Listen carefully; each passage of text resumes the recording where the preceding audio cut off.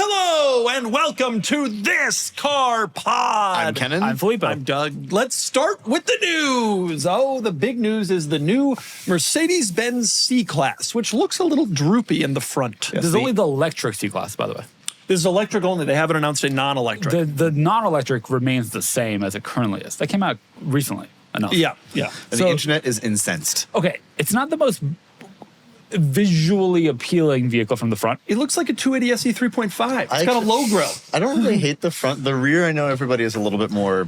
They were Concerned. going for 1959 Mercedes-Benz W111. Well, Isn't that that is what that exactly is? what Yeah, that looks like. the Yeah, rear. that's the car I was talking about. That W111 is 280 SE 3.5. If that's what they were going for, they hit it. Look, they nailed it. Look at that thing. That's Yeah. it. Look at that. There's a low grill. Yeah, that's sure. You don't see that You in don't this? see it. That is like. Go back to it. You don't see the resemblance. Let me tell you something. This is the famous story about this car is that Ralph Lauren, when he was a young man, you know the story, just in the business world, all he wanted to do in life was own that W111 280 SE, and he worked and he sold ties out of his trunk and he bought himself. And in today's world, the Ralph Lauren of today wants an electric C-Class. Yeah. It's an electric C-Class. It's their new generation of electric vehicles. The GLC electric has already been revealed. This is the sedan version of that. All the things you expect, 800-volt infrastructure. We expect about 350 miles of range. It'll come out in early 2027 is when it will be available for sale. The rear is controversial-ish, even though it looks just like the CLA EV rear, so we've seen that. The taillights seemed weird. They're a little weird. It's a C-Class, just FYI. Although, you know, It will be the E-Class, It will too. also be the E-Class. They're fine. there's a little bit of Nissan Skyline going on here. Sure, Yeah. and but like the CLA looks somewhat similar in the rear too, with that like dark Yeah. bar across. The real news, though, if you go back to the slideshow, is the interior, which has many screens. Yeah. It actually the top level option is this huge screen that goes across the Which is gauge cluster, the middle, and the passenger. Are we calling this a big news that all the Mercedes are like this This now? is a slightly new version of that, but there are, by the way, But every I want car. to be specific. There's 3 options. Yeah, I saw that. One of them doesn't have the passenger screen, but has a display that's not a screen. It's not like touchable, but it's a display underneath the glass. Okay. One has 3 standalone displays, and this one combines it all into one. This is how it. these Benzes. This is the world we live in now, dude. Yep. Pretty soon it'll be projected onto the windshield. It's a matter of time. I It think that people already truly do is that, a matter of time. But heads-up displays Does anyone? exist. Does anyone? Yeah, but does anyone actually project like Mercedes has that? Good things, no. Mercedes has that virtual reality display, but it's Yeah. in the. It's not on the windshield. No, It's in the. it should be. But there's been talk that like where you turn and stuff is going to start to be projected on the That's windshield. the thing, but like imagine if there's no windshield at all. So like the Polestar 4, they got rid of a rear window, right? The Polestar 4 that you reviewed recently has no rear window. Why have a front window? Why have windows? This is Tech Bro Filippo. Here, I'm going to give you Tech Bro. Imagine a car, but it doesn't take you anywhere. Right, it's one of the 8-hour meetings he goes Yeah. to. This is Filippo. If Filippo was a tech bro in the Innovation. Bay, he would say that, and then the guys sitting around him would go, "Oh man, yeah." And for a brief moment, when we first IPO, we'll be trillionaires, and then about a minute later, we'll be back to not being. Yeah. They've been touting in this release a lot of like S-Class things. So there's an air suspension available. There's a bunch of things that are intended to make it as luxurious as an S-Class, which like is the kind of screen. interesting. Let me tell you Yeah. something. There's a fellow up my block who's got an i4. Do you know that automobile? It's a BMW. I know all the automobiles. You know all the automobiles? the Did you know the consumer- Mega Track? Do you know the Suzuki Across? I do actually know the Suzuki. What Across. is it? I don't remember. You know but I nothing. know all the current automobiles. Can I pull up a picture of the Suzuki Across and watch Filippo crumble with embarrassment? Watch I'm Filippo trying to picture it. crumble, but I can't. with embarrassment. Suzuki Oh, wow. Across. The first thing, you know, we First looked at it result, before. you know why? Yeah, the RAV4. Excuse me. You didn't, that's a Suzuki It's not Across. a U.S. market not car. a RAV4. One interesting thing, by the way, there's a 2-speed gearbox in the In the GC class. Suzuki Across, is it a 3-pedal situation? No, I want to tell you about my Two-speed neighbor's gearbox, i4. I got a neighbor Yeah, with an please. i4. That is a damn good looking car. Yeah, also great lease deal. It also drives quite well. It drives like a BMW. If I was buying a BS commuter car, I would probably buy an i4. Wow. Truly. It's pretty great, yeah. luxurious. The hatchback opens. It's got good cargo Yep. space. I mean, people like SUVs, and I get that. But, like, that is a real... And so this is the rival to that. But it's not as good looking.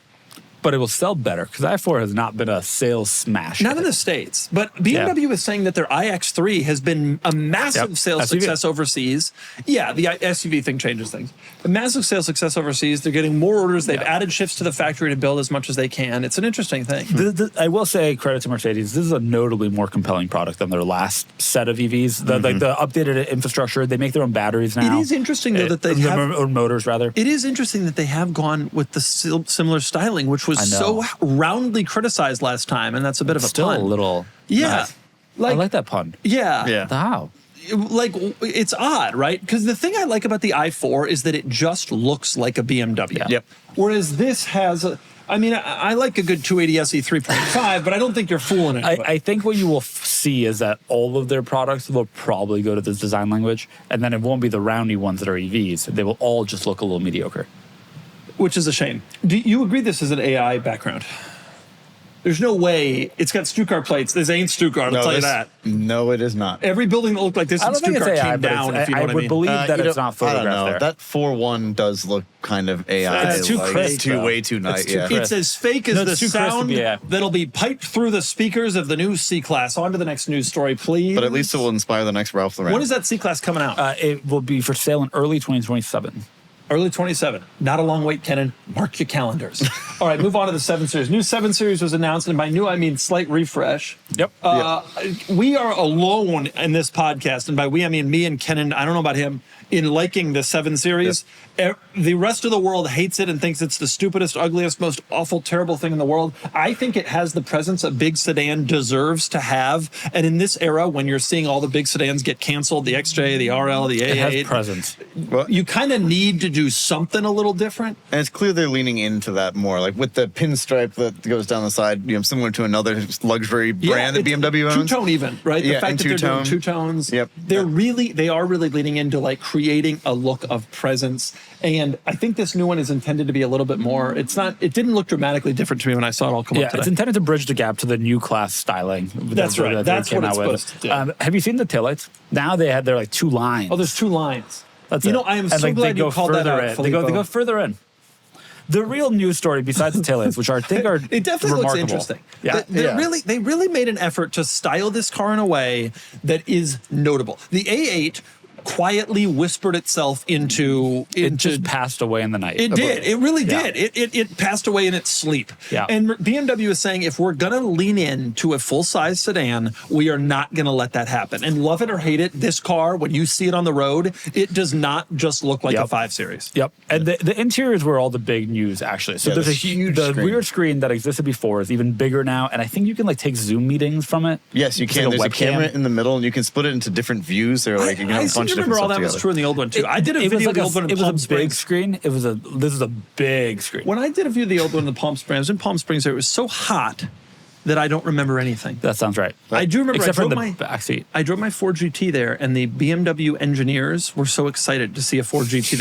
They were all Germans. They'd never seen a Ford GT before. And when I parked at the hotel, they all conglomerated around the Ford GT. Thought it's so wide, so low, unbelievable. They built a car like this. Oh, 5? What were they thinking? Other interior changes, they have like the new BMW display from the new class models that has like the cut edges. They have a passenger display, and then there's not a traditional gauge cluster, just like a strip on top of the dash all the way across. Folks, this is our number 2 news story this week. This is a going to be light a week, guys. slow news week podcast. You better hope the Talk Car segment pulls us out, people. I've got some Italian spice coming later on. We'll get there. Okay. We'll get there. Well, all right, give us our next situation. Ooh, Ford Mustang Dark Horse SC. Yeah. So there's the Ford Mustang. You know that car. I do. And that comes in regular or electric SUV varieties. Right. Okay. Important distinction, yeah. And then there's the GT, and then there's the Dark Horse. Yep. And the regular Dark Horse has 500 horsepower, which is a significant power. amount of power. Yeah. It's more power than anything you've ever driven. Yeah. That's not true, but sure. I think it is. The Dark Horse SC is out now. It's 2 letters, Filippo. 2 letters. But it's By the way, not S-C. that was last week with that Porsche. The new Dark Horse Yeah. SC makes 795 horsepower on gasoline. Yep. That's This isn't an electric VS, Kennan. That's real. That's crazy. Remember when the Hellcat came out? Of course. And 707 was like, And we thought that was whoa. the end. In all honesty, Yeah, like that we for thought gas never. especially. Exactly for pump gas cars. But $795. By the way, $795. It's supercharged, 660 pound-feet of torque. Do you understand what this is? yeah, it's also a hand-built engine, which is kind of interesting. This is Ford throwing down. This is Ford saying, we own the Nürburgring because they had that GTD situation. Third, yeah. We own muscle cars. The Camaro isn't even being made, I don't think, There's but I gonna be a lost new track one, of all but yeah. that. This thing has shown up and is pounding people. No matter what Kennan ever buys, it will never be as fast as a Dark Horse SC unless he buys a Dark Horse SC. So this is the victory lap for the Mustang. This is them just saying, Sure. I mean, it's anyone interesting. else? Come on, take us on. The GTD, which is $327,000, has 20 more horsepower. Just 20 more horsepower. Yeah, than this. but that's it has a lot of other changes. It's built in Canada. I rode in the GTD. I drove one around the Palm Springs, actually, ironically there. It was so hot I can't remember anything. But what I do remember is that there is a window in the rear seat. You know how your car has back seats? Yeah. This car has a window. And in the window, you can see the suspension. That is cool. So that's worth the extra money. Yeah. The SC, by the way, they announced a couple weeks ago that it's $103,500 pre-tax, pre-destination for a base SC. What did the GT500 used to cost? Right around 80 grand. 80 grand. So this is like the successor of the GT500. The GT500, though, never had 795 horsepower. No, the GT500 had a mere 760. Yeah. But this really is like, this takes over. So we were all wondering why we're not getting Shelby cars. The answer is we have the Dark Horse instead. The regular Dark Horse, I guess, is the GT350 replacement. And this is like why are we not using Shelby's compelling. name anymore? We don't know. For a brief moment, they were going to there was a proposal to rename the street in front of their headquarters, which is Shelby Way or something like that, to something else. There was like a proposal to have Maverick Drive and I actually think it was Maverick Trail because that's more fitting. Speaking of but the Maverick, by the way, they've said they're not doing that. It's still Shelby Road. Speaking of Maverick, I have a neighbor. I have a neighbor there with a Maverick, and boy, what a great car. I've had 3 friends in the last week, in the last 2 days, out of the blue, text me and say, "Hey, what do you think of the Maverick?" Why don't we all have Mavericks? I know. It's hybrid. It's 4-wheel drive. It's a pickup. It's a car. It's comfortable. It's haulable. We should. It gets 40 miles per gallon. It costs $12,000. No, but it is a really appealing price. Some of that stuff's not true, but I'll tell you something. It's not that far off. The Slate and the Maverick. Okay, what's our next news story? This episode is brought to you by NordVPN. If you spend any amount of time online, which you obviously do, this is something you should probably have. One of the coolest features is that NordVPN lets you change your virtual location. So if you're traveling abroad and suddenly your streaming services don't work the same, you can just switch your location back to the US and watch everything like normal. Or if there's a sporting event or show that's only available in another country, you can switch to that country to access it. NordVPN also protects your private data. Passwords, bank details, Nick Rosan's internet search history, all stuff you really don't want getting exposed. This is especially useful when you're traveling and using public Wi-Fi in airports, hotels, or coffee shops.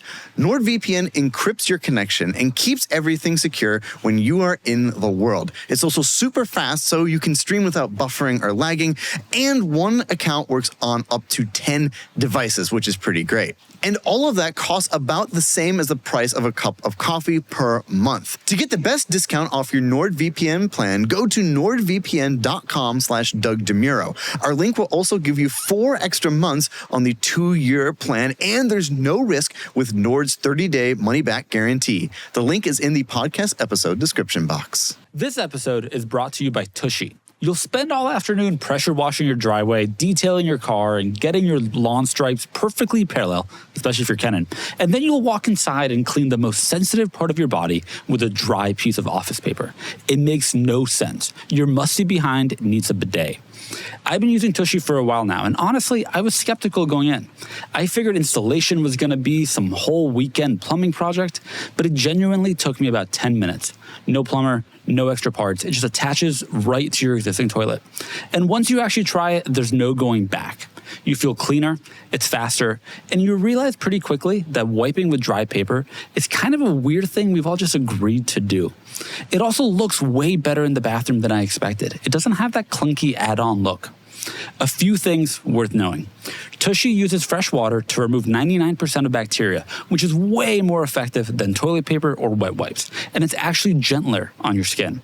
People who switch use up to 80% less TP, so you stop clogging toilets and stop wasting money on something that does a worse job. And if you go with one of the e-bidets, you get warm water that never runs cold, a heated seat, and a built-in air dryer. So the whole thing is hands-free, and it only needs an outlet. Enjoy a spotless clean where it matters most. For a limited time, our listeners, you, get 10% off their first bidet order when you use code CARS at checkout.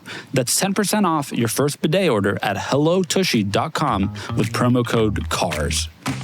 Oh, the new Nissan XTerra. XTerra. Okay, according to Filippo, Nissan announced pricing for the new XTerra. No. That's not really what happened. Nissan told people that the new XTerra, when it comes, which is years from now, the new XTerra will have a starting price under 40,000 United States. Under 40,000. Now, if I'm an automaker and I'm thinking about making price predictions, I would wait until pretty soon before, because this has happened before. Remember when Rivian said what Rivians would cost, and then like the day they released the Rivian, tried to jack it up, and people were so mad they had to jack it back down. Yeah, and Tesla's happened before. I mean, it's happened a lot. Who knows what'll happen? What if there's a COVID and there becomes a shortage of yellow glowing LEDs? Oh, we'd be They'd be really screwed. You're not going to This see and the the phone. Honda Passport are screwed. Imagine no red tow hooks. Oh, No.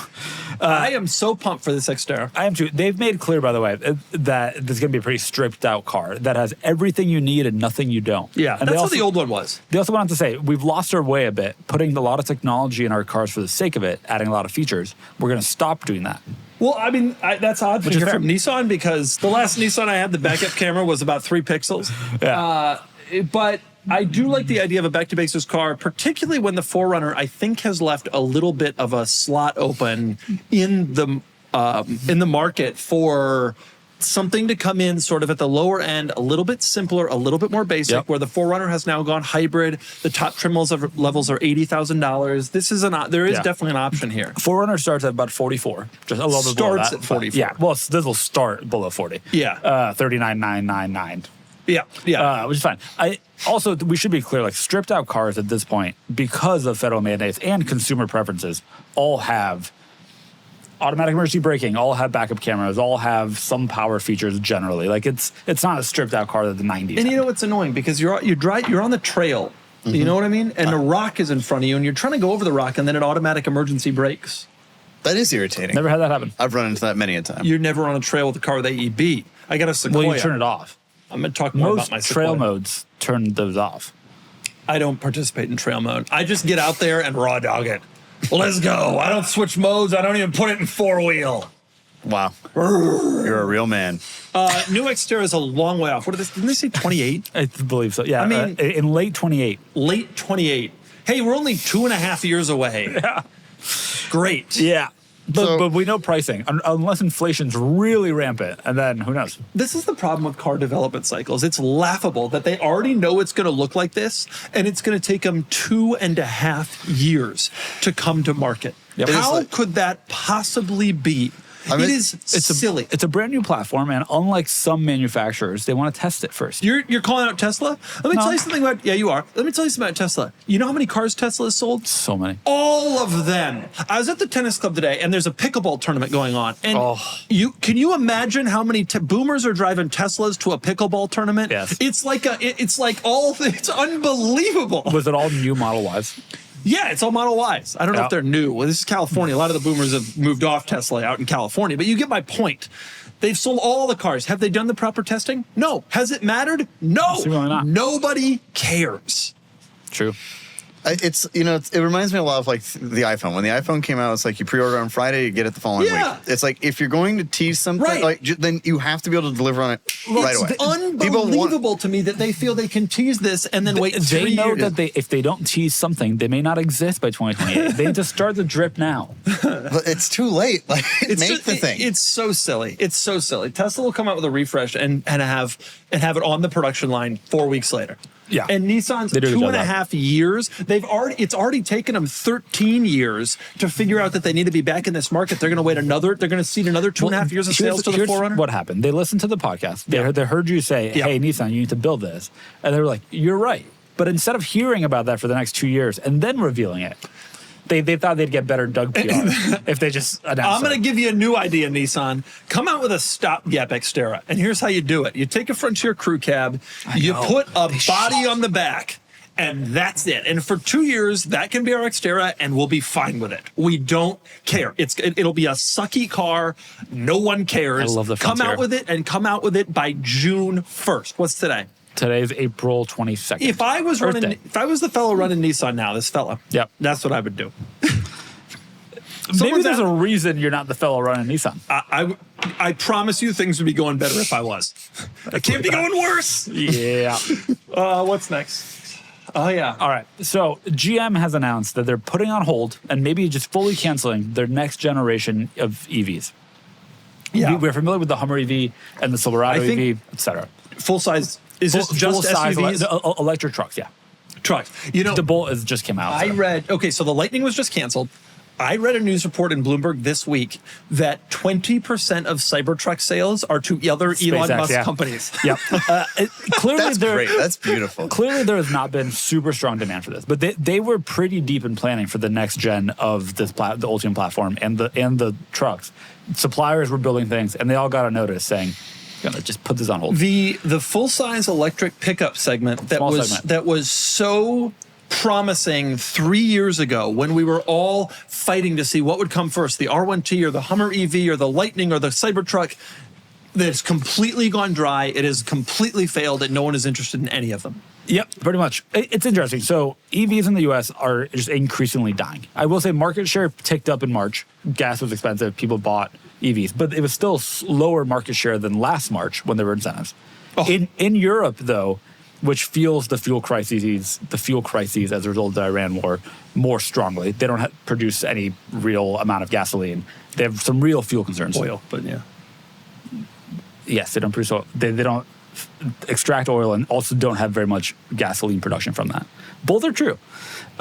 Their EV sales in March were up 50%. Year over year. I was driving. I was thinking about this the other day.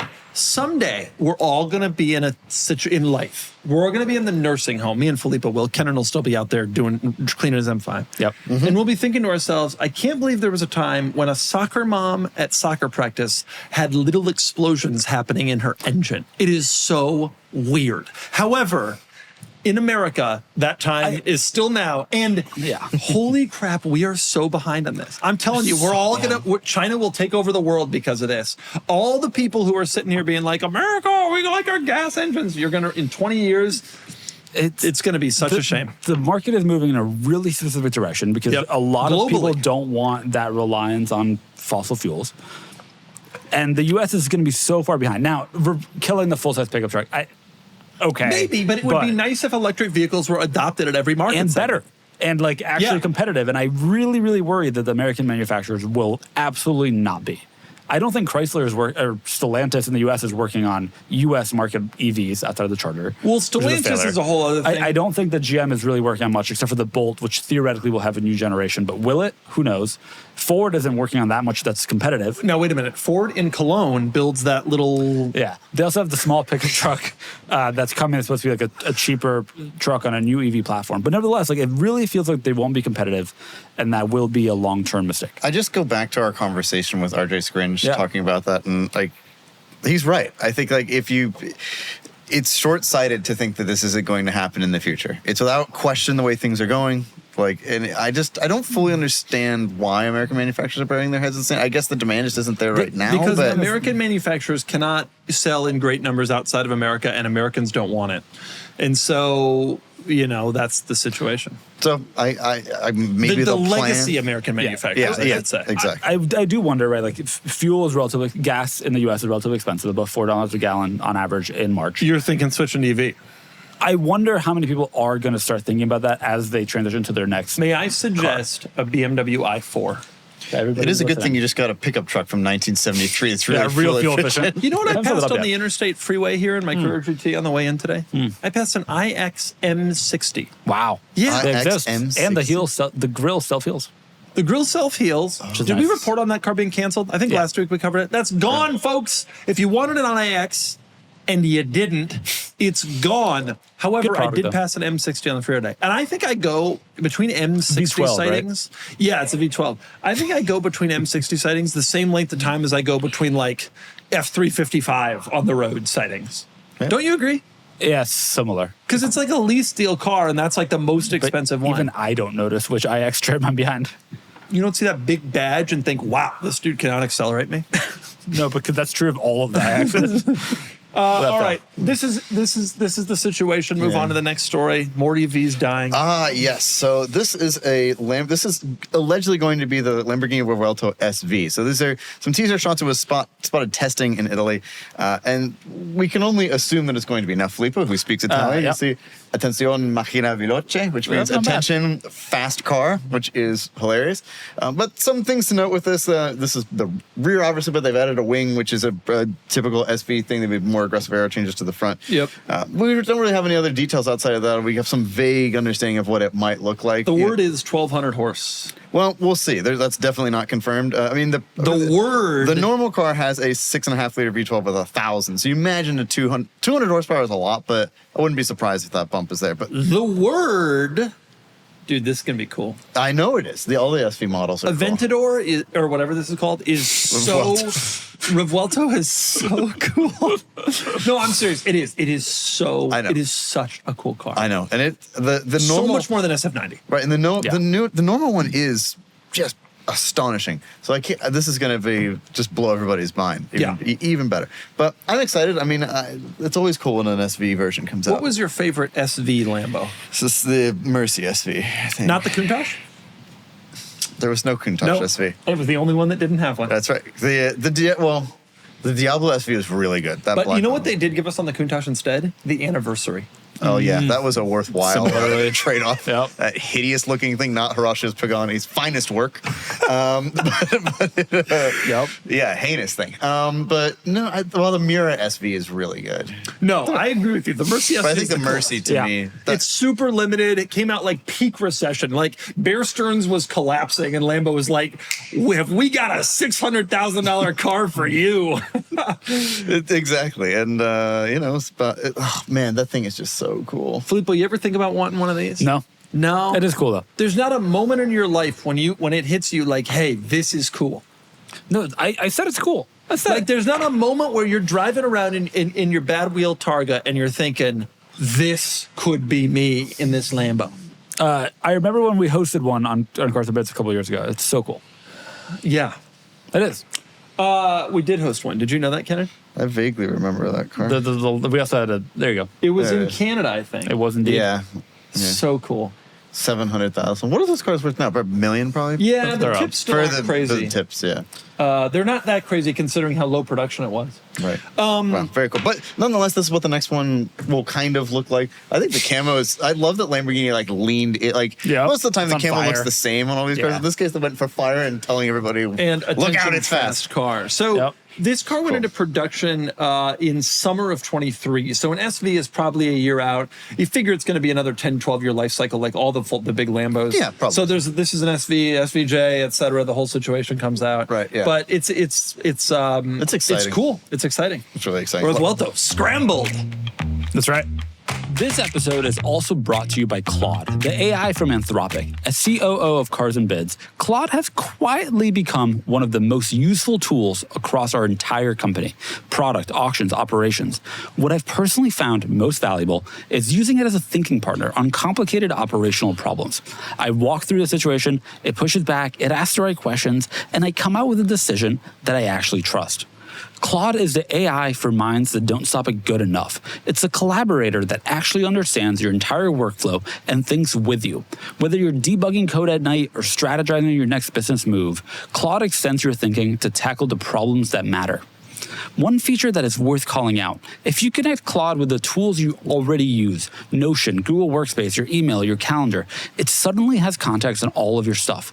No more copying and pasting, uploading between a dozen tabs. It starts to feel like a central brain for your work. Ready to tackle bigger problems? Get started with Claude today at Claude.ai/cars. That's Claude.ai/cars. And check out Claude Pro, which includes access to all of the features mentioned in today's episode. Claude.ai/cars. If you're bidding on Cars and Bids, whether it's a pristine 90s JDM icon, a high horsepower resto mod, or some weird modern classic, my favorite, you already know that these aren't just used cars. We love them like family. And that's exactly why regular car insurance just doesn't cut it. And that's why Hagerty is the official insurance provider of Cars and Bids. They also insure all of my fun cars. They're enthusiasts who happen to sell insurance, and they actually understand what makes these cars special. Hagerty offers guaranteed value coverage, which means you agree on your car's value upfront. If there's a total loss, that's exactly what you get. There's no depreciation, there's no arguing, there's no guessing games. And they also make claims painless. Their adjusters actually know classic and collector cars.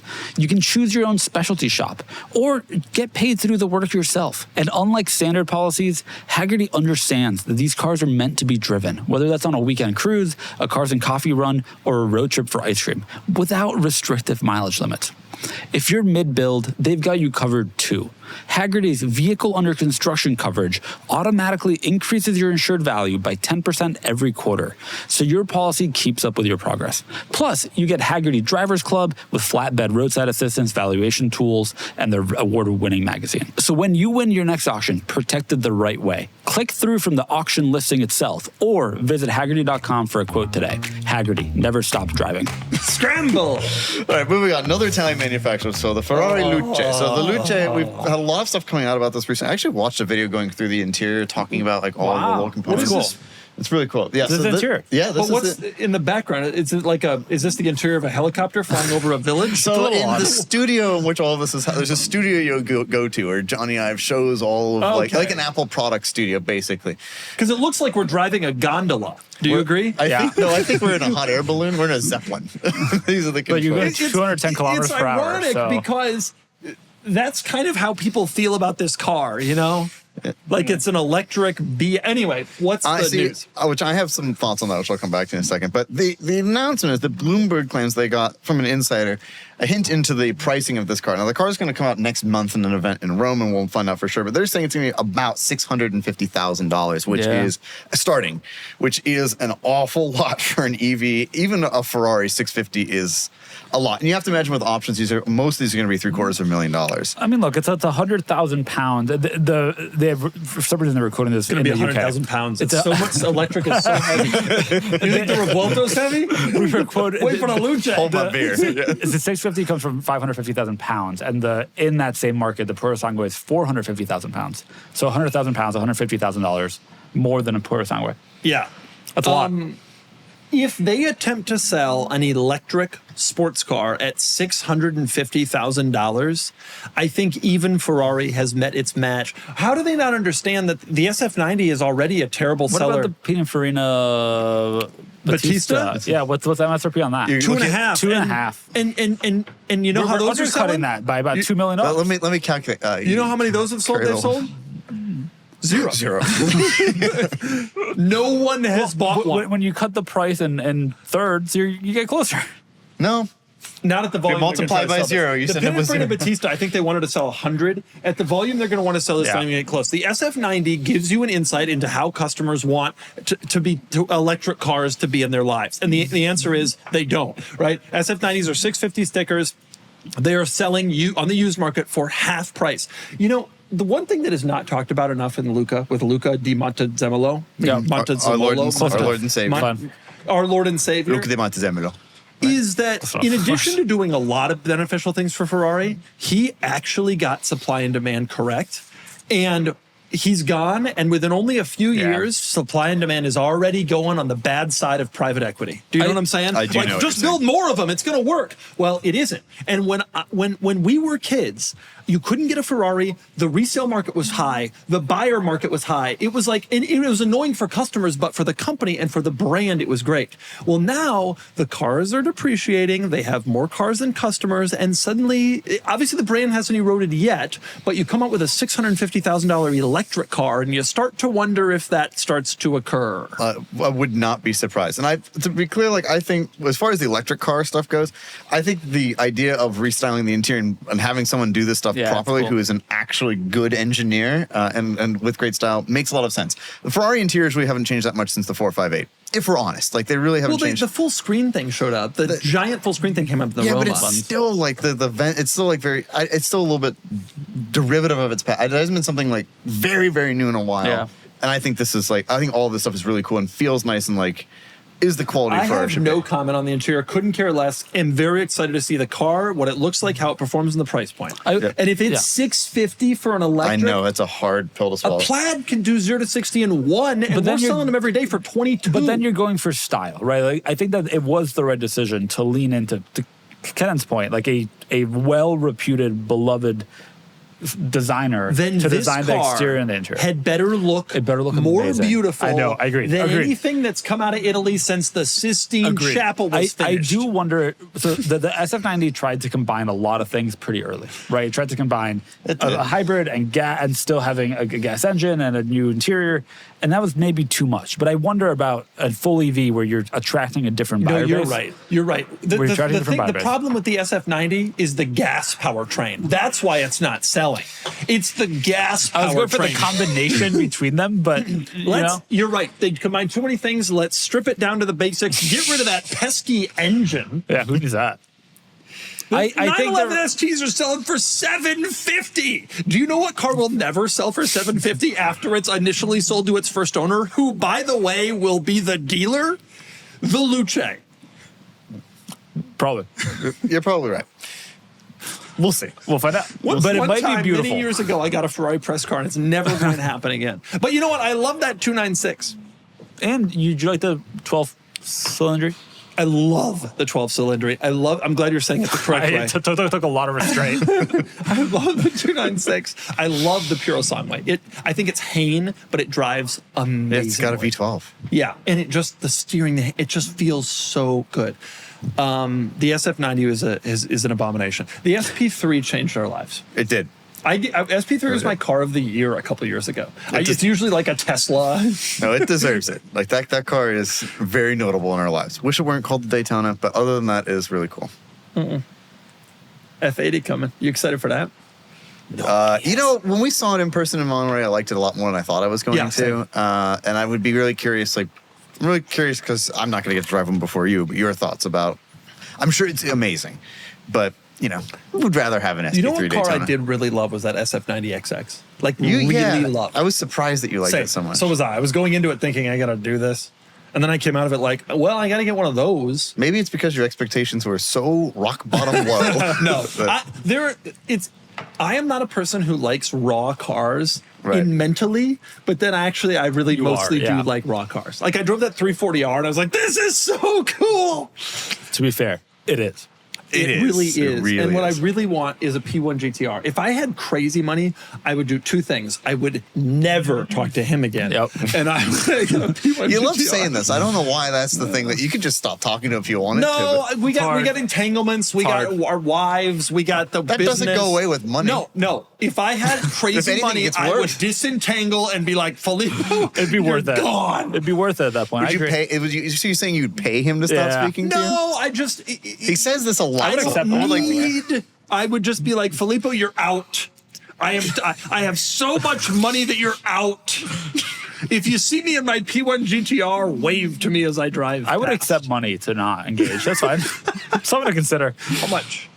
Yeah, Not think about much. that. So you know he'll start bothering you more unless you pay him. That's what That's he's an going to interesting do. take. Are there He knows where you live. are there more news stories? No, that is the end. Thankfully. All right, we have to move on. I wore the same pair of glasses for way too long. Scratched up lenses, bent frames, a prescription that was probably 2 years out of date. I kept putting off replacing them because the whole process felt like such a hassle. Go to an optician, wait around, pick up from a limited selection, and get upsold on stuff you don't need, and drop $400 before you even walk out the door. Warby Parker completely flipped that. The first thing that got me was the virtual try-on. You literally point your phone at your face and try on frames in real time. Not janky, It actually works. And even producer Sean is loving his Warby Parker sunglasses. Look at him rocking those wonderful fitting glasses on his big chrome domus. Prescription glasses start at just $95, and the quality is premium. You can really feel it. They've got contacts, sunglasses, online eye exams, 300 plus stores if you want to go in person. And for every pair sold, they give a pair to someone in need. Over 20 million pairs donated. Hard to not feel good about that. And right now, buy one prescription pair and get 20% off any additional pairs at warbyparker.com/cars. That's 20% off additional prescription pairs when you go to warbyparker.com/CARS. Today to the Talk Cars segment, which is brought to you by my Toyota Sequoia. Wow, we're back to it. Filippo, Are we on or off the Sequoia? I got to get out of this car. What happened? All right, me and Sean today are at a gas station filming God knows what, and a Sequoia TRD Pro rolls in. Nice. What color? And it has a vanity plate. They all have vanity plates. So does yours. It was black. What color? And it has a roof tent. Oh. And I'm like, and the guy had changed out the Falcon Wild Peaks for Toyos. He had already up-tired. And I'm like, oh, God. And it comes in and it's so... Didn't you also up-tire? Huh? Didn't you also up-tire? No, I got OEs. I'm like, Okay. And then, I said to Sean, I said, this guy's going to get out and be the most, like, tatted up, flat brim hat, like hardcore MAGA bro. And he gets out and he is literally wearing a shirt with an American flag on it that says freedom. And I'm like, God bless, brother. And I want to be clear on this podcast, we don't do politics, and I don't care about the Republicans. They can do as they wish. But the car is so far toward that. It's the same reason why I don't want to drive a Honda Clarity in the other direction. Too far the other way. Yeah, I don't want a caution driver singing bumper sticker. Do you know what I mean? But at the same time, I don't want to be stereotyped to the point where I'm getting out of my Sequoia TRD Pro and I'm wearing a Freedom shirt. Like, come on! Man, I know what I'm getting you for your birthday now. I got to get out of this car. So here's my plan. You're going to love this plan. I'm so excited. I'm still looking for an old AMG station wagon. Yeah. Rami is looking for me. Inbound Motorsports Rami. My Shout heart and out. soul is Rami. He hasn't found one for me yet. We're still looking. Here's my plan. This is a Filippo style plan. I got to drive the Sequoia to Nantucket this year. It's been too long. It's too late in the season to make a change. Sell it. I get back in middle of August. Sell it instantly. Gone. You don't need a car for 9 months. You don't need a car. I never use that car in the winter. Oh. 9 months. Drive my station. My new back on the AMG wagon. LX700H? When it's time to go again, we buy an LX700H. For the record, this is exactly the plan that we laid out in October of last year. We're doing it. I found you one. You know what? I've been going on Auto Trader. They haven't depreciated. We were looking in January. We should have bought. We were looking in January, and then the car mom did that thing where she showed that it's horrible with car seats, and I completely lost interest. I literally haven't checked prices until 2 days ago. They're the same. I do want you to be aware, it hasn't gotten better for car seats in that time. No, it hasn't, and it's not any cheaper, and it's still bad. And I think that a lot of the ones that are selling used are probably getting exported, which is why I suspect that prices are not going particularly lower. But I got to get out of the Sequoia. I really like this plan. Because I hate your Sequoia. Hate it. Really hate it. There's another one in the neighborhood that's just so embarrassing. Why is it so rumbly? It's just because, like, Can you tune that people out? want that. If I could tune that out and maybe swap I've been looking for a wheel option since I bought it. Yeah. I send wheel options to the I know. You do. God, do I know it? We've gotten tired of it. And the camo and the Tired gun of it? locker. Nice. It's just like a nice, thanks. That was The camo, unintentional. it's too much. It's too much. I will not be sad when that hideous, massive thing disappears from our lives. We all agree the worst part is the giant Toyota on the box. No, there's a lot of bad. That's bad. There's just Somehow it's all that's of it. the worst The for me. thing all about of it the in LX totality. is that's so great. It's triple locked. Okay. Yeah. The Legit. first triple locked Toyota since the 80s. I told series. you raw dog it though, so like, why do you need that? It's triple locked, and you know what it doesn't do? Tell anybody. You would have no clue what that car is. Whereas the Sequoia TRD Pro, which is also exceptionally good off-road, just has to shout it to everybody. Yep. Like the MAGA Republican car that it is. Yep. You know what I mean? No, I mean it is. And so I can't do it. I have to move on. Well, thank goodness. Finally. Suburban. We're gonna not go down that road. Don't worry. Eventually, maybe they'll actually have the trim packages you want, though. I only want an LX700. I was next to a Z71 Suburban yesterday, like a new post facelift. It looked good. Super Cruise. Yeah, I know. The Suburban still doesn't have Super Cruise to Z71. You have to choose between the two. The Yukon, you can get an AT4 and Super Cruise. There you go. I want a car that lasts because I will own it for 2 to 2.5 years. Hey, Toyota, if you want to make a triple locked Sienna, you got to buy her. Oh my God! To be clear, I could buy a buyer. triple X Sienna, I am not screwing with you. I would buy it tomorrow. But my plan is sell the thing in the fall, drive my new station wagon that Rami will find me until the spring, and then by then, this is a year from now, you got to assume that LX Overtrail values have gotten into like 94, 92. Yeah, down from 97. Yep. Well, that's not nothing. I know $3,000, in your world, $4,000 is meaningless, but to people like me and Kennan, well, your Sequoia would depreciate notably less. It doesn't matter. The Sequoia, I think, though, it's 9 months of depreciation I don't have to suffer in the Sequoia, for sure. and I can benefit from in the LX. Yeah. We're going to do this. You're committed, that in March, we got to find an LX Overtrail. Of next year, yeah, you bet. Okay. It depends on whether you pay me to not talk to you or not. We'll see what happens. Got a year. Okay, that's my talk cars. Filippo, We've got a few. I'm a little nervous about some of them, but go ahead. All right, I'm going to start on a personal note here. We've been talking a lot about 911s. We've become a Porsche podcast. This is the sports car, not the terrorist attack. The sports car. Not that awful, Jack. Go ahead. The Porsche 911. I could talk about how I drove to LA twice in the last week, but my wife has told me that we talk too much about Porsches on this podcast, and that people may have forgotten that I'm not really that guy. I'm not into expensive cars, generally. Okay. And so she told me a couple of nights ago that I should buy a Saab. Pull up Saabs. Oh. That I should buy a cheap Saab. Now, little does she know that I've been looking at them on Facebook Marketplace a lot. Well, actually, because that's where the worst ones are. For all 12 years I've known you, you've been looking for cheap Saabs on Facebook Marketplace. I know. So any day now. I should have bought that 900 Turbo. I know. Oh my God. Hold on. What Why were you didn't doing? I? Was that local? To be fair, it's local. It was 2 years ago. Yeah, but Filippo, what are you? What am I? I should this buy would have that. been so cool. Where was this? It's got California plates. It's somewhere on in it. California. Scroll down. Oh my God, it's in the bag. They're all going to be in the bag. They're all going to be in the bag. Well, the Pacific Northwest. I don't think that realistically we can have 5 cars for 2 adults. That's a little much, even for me. Filippo's like one of these. Filippo's like one of these Michael Fuchs type people. Have you figured this out? He can't sell anything. He can't get motivated to sell a car. Cars have purpose in our lives. Michael Fuchs stuff seems... 5? Well, no, we're only at 4. That's why I can't add a 5. Cars. You're 2 drivers, and you have 7. 3 of the cars. Yeah, but Filippo, 3 of the cars are hatchbacks, and the pickup truck has rotted tires. You can't use. I don't understand. What does the Volkswagen GTI do that the Mercedes station wagon doesn't? The GTI is going to go away. Oh, yeah, but how long have we been hearing that? Well, because the issue is that every 6 week months now? that car gets driven a few hundred miles up to Riverside and back, or wherever my wife But has if you work had travel. the Mercedes station wagon, She would take that, yeah. Okay, correct. so no, the GTI is going away. It just is. It's like in my mind, it's gone. Well, but in reality, is that it's still here.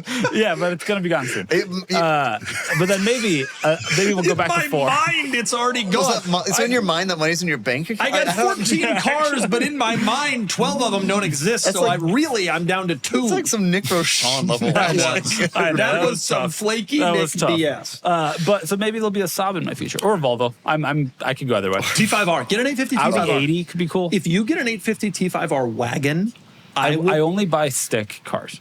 you can swap a stick in 2 seconds. No, I me and don't. Kennan with two cold ones could do it in a couple hours. He would even be back in time for dinner with Emily. I don't want that. Not with I the would wheels, consider a lot of like bad 80s, 90s cars. Pull that back up. No, that's a good 80s, 90s car. I've never been an 850 fan, I unfortunately. put 40,000 miles on one of these. Never been a fan of that 850 either, actually. What do you like? What Volvos do you like? Love the next gen. I do like it. And the prior gen, I'm pretty S70? into. Yeah, I do love a nice S70 and a V70. What's the difference between an S70 and 850? No, well, they're becoming a little more rounded, and I do like it more post-facelift. I do like this more, but it's too new. This is like It's too new. 1998. If I'm going old, I'm going to go 80s, 90s. So Volvos are out. Well, no, I do love a nice 240. A 240? If you get a 240 wagon in addition to your Mercedes wagon and your GTI. I know. The GTI will be gone. Oh, yeah. The GTI's gone. I forgot. Right. That 900 SPG, I think I did bid on, but it was sold by the Peterson and it hadn't been running. There was some issue with it, but I think I did bid. The fact that you didn't buy this car with 3 spokes. Right, know. especially you could have bought. What, Okay, it's Saab 900. $7,100. Saab 900 it is. This I is have so permission you. from my An wife. original Saab 900. This thing, an OG 900, but not an OG 900. Do you know what I mean? Right. Yeah, I'm so To be curious. clear, I don't think that is the OG 900, but it's okay. What's the next one? The NG 900. What's the last one? The OG 93 and then the NG 93. Okay, got it. Yeah. All right, 2 other quick things I want to talk about that are events related because I feel like I got to shout them out because Yeah. I will be at both of them. In early May, I will be no other one. I will not be at Wagon Fest, unfortunately, but I will be at a Cars and Coffee that we're doing at Tire Rack headquarters in South Bend, Indiana, alongside the American Brain Association and One Lap of America. driven past it before. Have you? I have. They have quite a large parking lot. So One Lap of America participants, that's the ending of it, are going to be doing laps at the Tire Rack thing. You know, word. Headquarters, yep. Yeah. But then we're going to be doing a Cars and Coffee that morning. If you want to come, in the community page, we have a post where you can submit your car. I'm going to personally review them and send some personalized invites to It's the cars. the second point. Filippo I will be know. on the ground, not in the air, hanging out, talking about I cars. want to be clear. You have to go to the community post, enter your, put your car there, because I'm going to review all of them and invite the people that I think have the coolest cars. Folks, this is That I think have the coolest car. This Not that is- Doug thinks has the coolest car, that I think This have the is coolest the cars. Tire Rack headquarters off Vorden Parkway out there in South Bend. All right. We'll have about half of their main parking lot. If you are nice to Filippo, he will take you over to the Pilot Travel Center off of Brick Road in South Bend there, and he will buy you a hot dog. I make no such commitment. If you are nice to Filippo, he'll take you. He may even take you to Chivo's Pizza, which is on Ameritech Drive in South Bend, That across sounds like the it street could be from the good. Pilot. Sounds like it could be good. I'll tell you this. If this Cars and Coffee goes well and Filippo ends up happy and maybe has seen a couple of Saabs, everybody goes to Chivo's Pizza on Filippo at the end of the how event. about this? I'll bring the people pizza. Unfortunately, the event ends at like 11 a.m., a little early. That's why you go over to Chivo's, dude. That's your right at lunchtime. Chivo's opens at 11. Oh, see you made in there. heaven. Unfortunately, it doesn't open until 3 on Saturdays. Oh. Chivo's doesn't do lunch on the weekend. What a shame. The other event is we will be at the Velocity Invitational. We're going to be bringing a bunch of really exciting cars, including an Alfa Romeo TZ that's over there that changed Doug's life. Changed my life. A bunch of the cars, all the cars that we bring will be up for auction, so you can come to the event and check them out. Are you going to this? I'm not going to this. Why not? Which is a sad shame. I don't know. I might. I was talking to Grant Come on, at come on Workforce. up. It's like I was thinking I might. Come on Dude, up. this is a real event. I know. I might. Have you go. been to Sonoma? I have not. That you should go to this. You think so? Yeah. It's gonna be This is truly a like cool event. car heaven in May instead of in August for Yeah. you should go up there. It's so close. It's like vintage racing. It's so close. It's all only the cool 6-7 hours away. Yeah, that's an easy flight. 6-7. Oh, Lord. No. I shouldn't But regardless, we'll be up there. Check Child. out carsandbits.com/events to buy tickets with a discount. Or if you have a car, we have a couple more slots, literally a couple Wait, of hang slots on, for cool cars. If I live in the South Bend thing at Tire Rack, is there tickets for that? Yes, you have to go to community page, and I will invite you if you are worthy. Wow. Yeah, okay, the Velocity thing you need to buy tickets You need for. to actually buy tickets. There's a discount code at the events page. Okay, now what if A lot of good events. you live in Fort Wayne? Well, you're used to driving to get to good things. Okay, Kennan, you got some talk cars for us? Yes, I have a couple of talk cars things. So right now, so we're filming this on Wednesday. By the time this airs, this will be over. But my friend's Boxster That's at listing has been 19? going well. Yeah, it's at $19,000 It was at as of the 15 when we moment. started filming this podcast. Yeah, it's really been moving along. But I mean, it's an unbelievably nice Yeah. example. And my friend Brian has done just an incredible job documenting it. And like, I genuinely mean this. Like, I'm not just saying because I'm helping represent it, but like, if I didn't want a Viper, I probably would have bought this, and then I would have just one-upped you. I would have been very happy to just pull up along One you up in your me, by the way. 911. Careful with your language It is choice. pretty common to be deciding between a 986 Boxster S and a Viper, and so I understand. I fall in love with nice examples of things. Like when I see Yeah. something that's nice and cared for, I just love that story. That's why you about love it. my wagon. Do you? Yeah.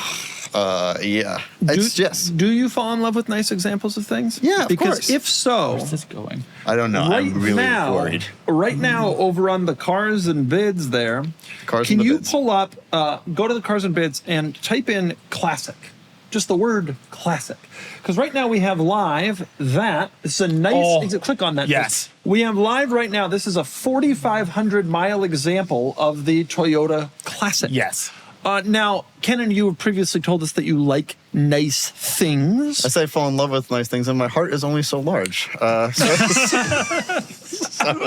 is so cool. It's on a Hilux platform. I think it's actually pretty cool. The best part about it to me is that Toyota logo, like a Mercedes logo on the front, just sticking up proud on the hood. Did I tell the story of this car on this podcast? No. The history of this car? No. All right, Toyota. I'm sorry to interrupt the Boxster. I will we'll come get back. to it. Yeah. Toyota, we all know Toyota. They manufacture a lot of great cars and also my Republican SUV. And not Republican, MAGA Republican. Someone say, a lot of great cars. So, if Toyota had become a car company in whatever year, 1920, whatever, and they're coming up on their 75th or their 100th or whatever birthday. 60. And you know this story? No, but I'm reading 60. And they're like, we really want to find a good example for our birthday of the very first car that we ever made. Do you know this story? They want to find a good example of the first car they ever made. It was this Toyota, and it looked like a Chrysler Airflow, similar to this. And they made it like 200 of them total in the whole world. And they were like, let's find a good example of the car. Yep, the so that Model we can AA. show it off. The AA, that's what it was called. So that we can show this car off at our birthday celebrations. So they start looking and looking and looking. 2 years later, they never found an example of their first car. Not one survived. So what they decided to do was, using as many photos and documents as they could find, they recreated, and this isn't it. This is a modern homage to the car, but they recreated one example that was really perfect of a Model AA. And then the birthday came and went, and then they found one in a barn in Russia. And type it in. The only one that's photographed is going to be the ugly one that shows up from the barn. Yeah, there it is. The car had been mounted on a different frame and used different wheels, but the body, this was agreed by all parties to be a Toyota Model AA, the only surviving Toyota Model AA. Wow. And the Russians who found it in their barn sold it for hundreds of thousands of dollars to, I think, the Toyota distributor in the Netherlands, and it's in a museum, I think, in the Netherlands or Belgium or something like that. But after many years of searching, Toyota couldn't find their first car, only for it to turn up later in a barn in Russia. No one knows how, no one knows why. Anyway, this is intended to be a modern day kind of take on. Yep. I actually saw one of these when I was in Tokyo many years ago. Built by Toyota Technocraft. What is so you like nice examples? Here you go. Yeah, I'm good. It's on a Hilux chassis? What motor's in it? A 2-liter four-cylinder. It looks like pretty weak tires too, but if it's on a Hilux chassis, you know what you could do. You could do raw real dog it on the things. Otai truck trail. Anyway, Ken, the Boxster's up. Yeah, the Boxster's up and is performing quite well. But I also have another friend who wanted me to help him sell his car that's coming out like The word's out. very quick succession. So this is my friend's car. So this is a very different car. I don't think people are cross shopping the two of these. No. And I've been working on this for like a week or so. So like the timing is like just kind of what it is. But this is a Ferrari California T, but specifically it's a 70th anniversary model. Do you remember these cars? No. So to celebrate their birthday, their 70th birthday, Ferrari decided they wanted to create an homage to 70 iconic liveries from their past, very famous color combinations. And they decided to build one of each model in the range using that color combination. So there were 5 models. It was the GTC4 Luce, the 488 GTB, the Spider, the F12, and the California T. And so they built 350 of these cars, and technically each of them is a one of one because they would do one example of each livery and go down. So this is the Cali 270 of this colorway, whatever it was trying to pay homage. Yes, the 206 Dino Competizione, the one that Glickenhaus has. Oh, yeah. Because this has the blue carpets and all that stuff. And what's interesting is, like, if you bought one of these cars from Ferrari, my friend bought this car brand new. Actually bought 2 of them. This one in a different California T, in a different livery. But when you bought them, you didn't option the car. Yeah. Ferrari did all of it. They spec'd all of it through their tailor-made program, which is like their Sonderwunsch, the equivalent. And Click on the tailor-made badge. Yeah, so this is a video too. But yeah, the tailor-made badge says like exactly which car it's inspired by. It says one of one, which Ferrari, kind of plays a little fast and loose with production numbers, but like Probably they actually call it out a one of one. Yeah, No, these definitely are a one of one. But what's fascinating is the market value sees it at an unbelievably high rate because when you think about it, there are no collectible versions of the California T. The F12 has the TDF, but like they're just like the GTC4 Luce, there was nothing like that. So this car's only got 1,500 miles. 1,500 miles, Classic K certification, which for a new Ferrari, I realize is like, you know, I mean, it was new, but like even so, like go underneath it, there are pictures of the transmission numbers and all this stuff. And it's just like an amazing car. So I'm trying, also, one last thing about this. When my friend went to Italy to the factory, he went to the tailor-made division to like check things out, and they went and pulled the files on his car so he could see it. Oh, cool. The level of detail they go into, I didn't realize. Like they have like the gauge of the thread that was used for the stitching, how wide everything has to be. This particular color, which is Giallo Triplo Strada, which is used on other Ferraris. They have 5 internal shades they don't tell people about. They just kind of pick them. They picked this shade for this car, and they have the exact pink mixture that's required for it. So like if it needs anything ever, like Ferrari has all this information, which I had no idea they went to that level. I mean, it looks amazing, that color. If you click through and listen, this is obviously a really cool picture. But if you click through the exterior pictures of the car like we're taking outside, it just goes wah in the sun. So I did a video on this car. It's at Ferrari of San Antonio, and that's where he has it stored right now. You're agreeing to present my wagon for me, right? You want help with your wagon? I'm going to be honest about every flaw. This car has 1,500 miles, and I only found 2 flaws on it. Your car, I'm going to find some stuff. So Kennan is presenting cars. Kennan is great at this. Well, thank you. Well, and we got the Boxster. We have his own cars he's been successful with. He's got this California. I can't break that record. Well, again, a couple people reached out and like, I do love doing this. It is really fun, and I truly, genuinely just want to help these like good cars find like good homes. And I believe in our platform to do it, and I'm happy to do this. Boom! Take that. What you doing? On that subject, I want to move on to the market report. I want to talk about our platform. The market report is brought to you by Cars and Friends, our second podcast. If you like cars and bids, but you want friends, go to Cars and Friends. It comes out every Monday on the Cars and Bids YouTube channel and on Spotify. Who are the friends? It's Ryan Lopez? It's usually me, Kennan, Ryan, Nick. Ryan Lopez is part of it? Usually. Sometimes, yeah. Folks, if you tune in this week, Ryan Lopez will tell you the story about how he crashed a Mark IV Supra. It's going to be great stuff. He was so hot from not having his air conditioning fixed that he just lost control. None of this happened, thankfully. I want to talk about 991s. I removed that from my list because I felt like we talked about 991s we did talk too much. about it, and I actually wonder if we had there's this short going around that blew up that we were like 991s are going to be the 993 of the modern era. You said I agree with that. You still. said that because I don't agree with that. I don't agree with it. I said the 997 is the modern. The market agrees with me. No, 997.2 I don't agree with it. Yeah. Dude, 997s are hot. 991 sticks I know, are it's 85. Well, we sold a couple. The market is... Look at this. This is a 20,000 mile S that sold for 74. Do you know what a 20,000-mile 991S would sell for right now? It's also 7 years newer. This is a base. These are base cars. I know. The one with 57,000 miles. This car with 57,000 miles sold for 80 plus. The one we sold today was a tip, and it sold for 79. I know. The 991s are up. They're up. Filippo. 997s are up more, but 991s are up. Up more relative, but 991s never went down, and it is wild to me what this market looks like. I know. I can't believe they never went down. I do suspect there aren't that many 991.2 sales that I find interesting because they're mostly PDK. I wonder, though, whether they're lower because those are the turbocharged 3-liter instead of the prior flat sixes. The 991.1, the market is absolutely treating it like it's the end of an era. Yeah, because I predicted. It is. I mean, the .2s are not that much lower, Filippo. Yeah, but they're also newer. Way newer. They're new. Way newer. And they are not crazy money. 991.1s that are like base model cars with mid-miles. Especially with sticks. Are selling for like crazy money. I agree. Sean desperately wanted the big wheel brown one, and he got so beaten out that he's still crying about it. And then this one, the black one, sold for even more with even more miles. Yep. You know, but I thought just recently we were talking about how 991s are coming finally. They were. I said that on a podcast 3 weeks ago when that was true for the results on Cars and Friends. And then somehow they're ticking back up. It's because you talked about it. The commenters are right. We overhyped it, and now they're going up. I am astonished at that market. Convertible PDKs, by the way, are an exception. So if you want a 991 convertible PDK, you can get a good value. The cheat code with all 911s is the cab. Value. If you want a good value, you get the cab. They're especially a always so much cheaper. Yeah, but it's PDK, I still would love a 991.1 tip as like a daily. Buy a tip cabriolet. They're 50 grand. 50 It's to not 60. going to go down at all. I can't imagine it going down more than that. No. It's NA. Well, but you Black should NA consider it, 911. truly. By the way, you know Based what on car? elements. You know what car was cheap? Go to the, pull up, press up, type up, right up, press up, Yeah, right any of up. those. BB11.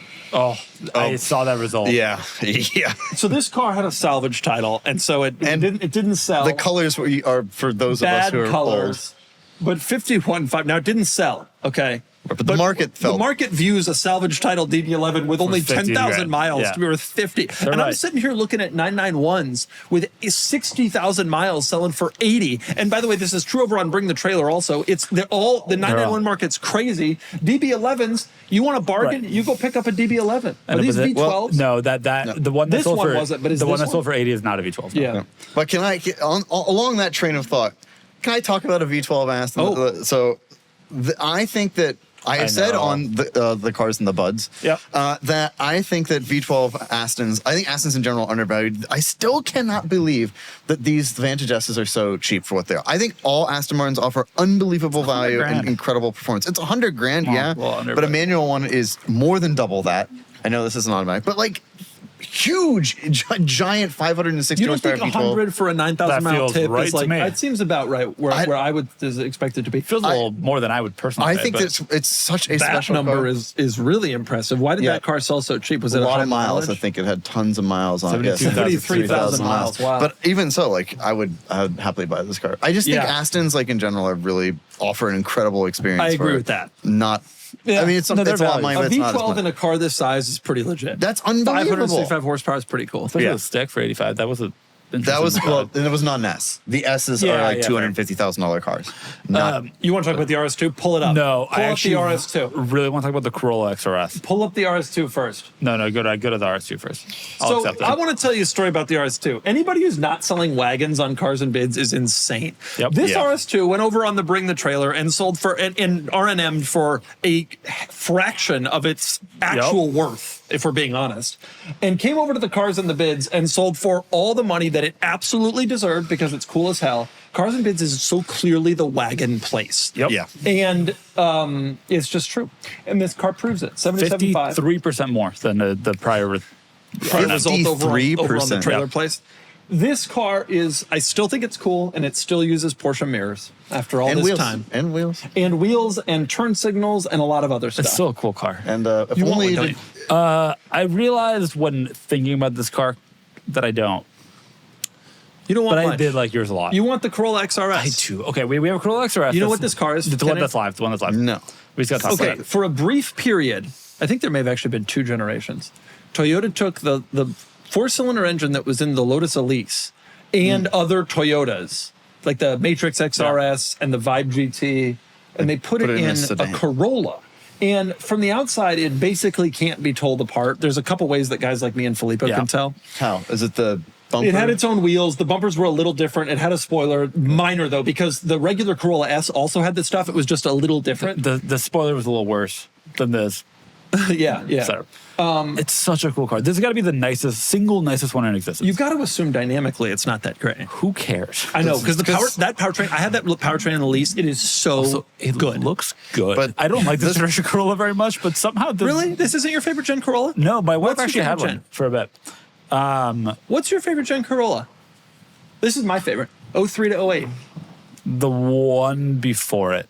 Really? There was also Chevy Prism. Yeah, That was such a mediocre car. it was a better car. That's- I think. that's the was kind of car you- raucously I find this to mediocre. be But that's the mediocre kind of too. car he wants, is But raucously I find mediocre. The this- current be- Corolla is pretty damn good. It's a good car. This isn't this your is- favorite Corolla?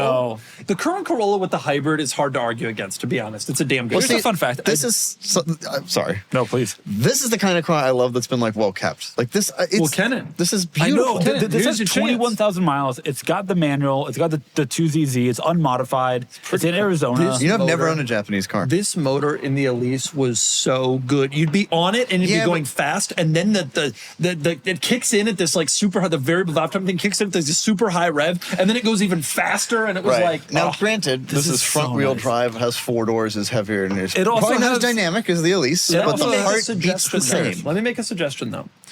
you could convert it to mid-engine rear-wheel drive. It's already been done. It's got to be possible. Just a couple of cold ones. Underneath the rear seats, obviously. Dude, they did it in the MR2 also. Yep, this is so cool. Here's a fun fact: I drove a Corolla S of this gen, automatic, to your wedding. Oh, how beautiful! Fun fact. Wow. But this is a cool car. I've always found this car cool. I agree with you. Never see him. Oh, this has a reserve. I was going to say you should bid on it. I would, except for the fact that it has a reserve. Yep, that's the one. That's the thing That's it. stopping you. No, but it's so cool. This is well kept, and the El Monte thing is a nice touch. Go bid on this Corolla XRS. It's so nice. Your Z3M commentaries, I agree with you completely. Pull that up. Yes, We'll so move on after. I don't disagree understand fundamentally. this. So when Porsches come up in unusual colors, they sell for a gazillion those. It's Fluffenglaffen gray. Right, I've never seen anything like this color before. Exactly. It comes to market, Renless goes absolutely insane, and Yeah. people lose their minds. BMW Z3s, this is not the same. Now, this color is evergreen. This is on the Z3M. It was offered You on know the this car. color? It's nuts. There It's are even crazy. nutser colors on the There Z3, are. but this one's out there. This one is Look out- at the interior. That's the real thing. So it's green on green, which is outrageous. And if there were 964 in this color combination, Oh, in 2x. 2x the value of a regular car. easy. 993 would It had absolutely no premium. It had no no, premium. that's not true. It had like very a 30% premium over a regular. What do you color. mean? I mean, look, this one is red. Well, that has half the miles and doesn't have a. What was the clerical mileage issue. on this one? I will also say this one is in Maine, which It's always about 56,000 Miles miles. shown. There's a clerical error, but you The 56,000 miles shown. This one had, had a lot of miles. 192. These are reliable. Yeah, they are. I They think are. that it's That's 52. truly, That's 52. It's like an $18,000 to $21,000 range there. Nonetheless, But, yeah, I I mean- completely agree with him that this does not add. How much miles is this one? Remember the Boxster? That Look we at this, had- 78,000 But miles that's on this one. Estoril. Yeah, That's like but the it's dream. about Right, the so same. good Yeah. color to special color is a 30% difference. Oh, it's okay, Mr. Percentages. It is a wait. negligible difference. What did this sell for? This 17 one to sold how for many miles runs? This one had About the same. 78,000 miles. So The about other the one was same. 56. And also, Miles shown. 17 to 21 is not 30%. It's not even close. What are you talking I was adding $1,000 on top of rounding. Money is nothing to Filippo. 20, Other than the 25%. mileage, he was wrong about the mileage and the price. He's doing it right. It's like 26% of rounds. I think my point stands. Like, I mean, we sold another one. I mean, this one down No, here. you're right. I don't it's like disagree with that. 17 Hey, to what's that heinous color? You know the one I'm talking about? the tan-ish There one? was no. It was like pistachio. Was Yeah. that it? It was absolutely decrepitly We've sold one terrible. that We've color, I sold one swear. or two in that. Remember that military green, or that was on the Z4. Wow, that evergreen one failed to sell at 23 grand with no miles. All right, maybe there is no premium They at all. don't care. There's no premium on it. People Like, don't care. And I 'Cause think it they're is all a cool colors. as hell color. They're all colors, you know? All the Z3s Not are all. colors. A Most of them are lot of them are silver. silver. Yeah. a Or lot black. of them are But silver the or colors red. exist. Or red. Remember when we sold that 986 Boxster, pre-Boxster hype, Oh, that yeah. was Nephryte green and With whatever? the same interior. That also didn't have a strong premium. No. People for these cars, these are cheap and disposable. Like you want the one you want. There's gonna be a little bit more demand. We have auctioned 263 Z3s. If you just type in Z3. Z3. Wow, that Z3s are interesting to me because they were all kept as second cars. So Yeah. it's very easy to find them with No low miles. miles, yeah. They very rarely have actually miles. this is a great one to buy. The 3-liter. 3-liter. Also, they don't weigh much at all. Yeah. So even if you just get the 3-liter, not the M, which the M54 is a very reliable motor. Yep. Had one. This is a really great car. They are dynamically actually you know pretty what? good. The difference was yours was in an SUV that it Yep. could barely move out of its But it way. was This is a reliable. little sports Yeah, car. well, but that was the motor was reliable. The motor after I fixed it was reliable. Yes. I think these Z3s are all generally pretty good bargains. Yeah, but it yeah. is interesting. Like they're all they all, like you said, they're pretty tossable. They all have basically Yeah. low mileage. The 3-liters came in the late ones. You can get an M. you get the S54 if you want to go crazy. I realize they do have their shortcomings. You know, they do have the subframe issue like Yep. the M3 did. But All the Z3s have that. yeah, Well, go back to Z3 in general and go to oldest first. Is that a thing we do? We do not do We oldest can't first. sort no. Because I You want a can James limit by Bond year. one. you want the limit by what year. was the Hold on, one end point? End at 98. End at 98. Okay, that was like the I James. only want to look at that James Bond color. You remember what I'm talking about? I do. You know, that car was in like one scene in that movie. Yeah, Oh, there it is. there it is. That blue 1.9. 1.9. That thing's probably a dog, but it's Yeah, $6 absolutely. grand.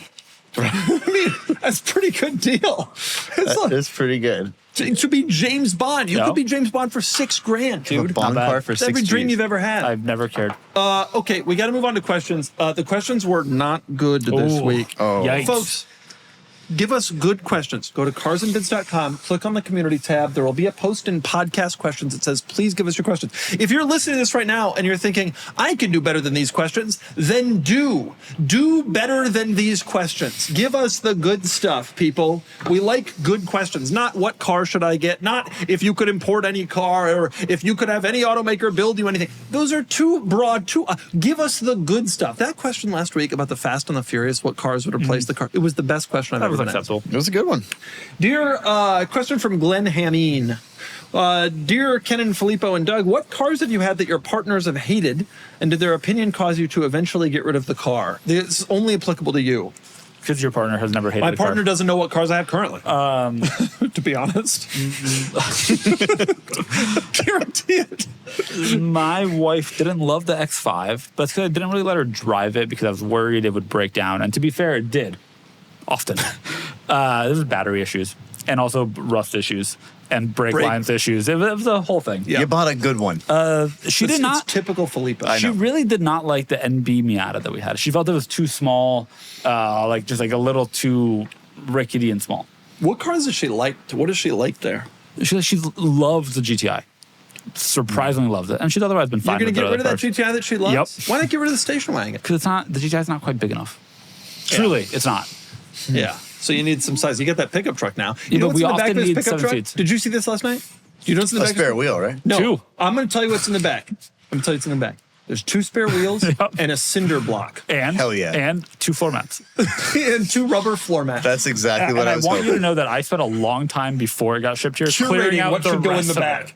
You know, and his Clearing out the wheels, he rest has of it. 2 white wheels and 2 black wheels, and they're on opposite corners from one another. Yeah. Honestly, There's gotta be new wheels. Yeah, right. That's a mistake. Like New wheels coming. The way to do mismatched wheels is put them on the same side, and that way no one That one, really yeah. realizes. There's got to be new wheels soon because they're 16.5-inch wheels and really hard to find tires for. You know Yeah, what, but you can you're not buy gonna- bolt pattern a different size. I'm know, sick that's of what's this. gonna happen. He's driving around with this dry rotted thing. I'm not driving it around. It's by, You know, also, we I live just close. was curious the other day, because your 911 wheels are bad. They're badly refinished, and they don't They're match. slightly off color, yes. Found another, he could just Slightly. found another set. He just buy another set. They're not expensive. so It's like true. $1,500. You could buy another set, just true. put them on, and be done. Instead, you're just gonna mess around and not refinish your No, I'm wheels. gonna get it refinished. You Here's will the never difference. refinish never. these wheels. Here's the difference between you guys and I. I drive my car, and I don't want to give up I driving drive it. my car way. I don't want to give up driving it. You And will as never. a result, You were just out of as town a- for 2 weeks. And right now you have 2 weeks. Oh yeah, well it doesn't count.